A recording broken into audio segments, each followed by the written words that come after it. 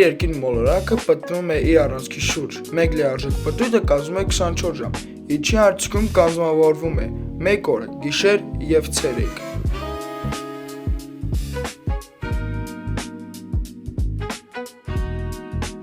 Իր հերթին երկիր մոլորակը պտտվում է արեգակի շուրջը, ինչի արդյունքում գոյանում է 1 տարի և կազմավորվում է տարվա եղանակներով գարուն, ամառ, աշուն, ձմեռ։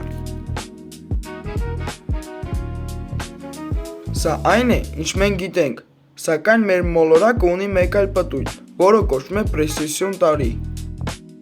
Երկիր մոլորակի պրեսեսիոն 1 պտույտը կազմում է 25920 տարի։ 25920 տարվա ընթացքում մեր երկիր մոլորակը A կետից գալիս է B կետ և նորից վերադառնում է A կետ։ Այս ընթացքում փոխվում է երկիր մոլորակի շեղվածությունը դեպի արև և հակառակ, հետևաբար փոխվում է նաև եղանակը։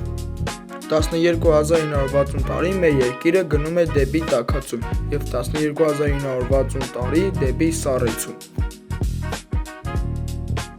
Հիմա ավելի մատչելի։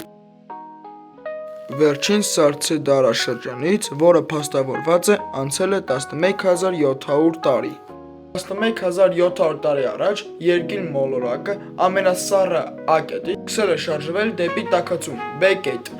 A կետից B կետ 12960 տարի։ Հետևաբար մեր երկիրը գտնվում է այստեղ ու դեռ 1260 տարի գնալու է դեպի տաք B կետը։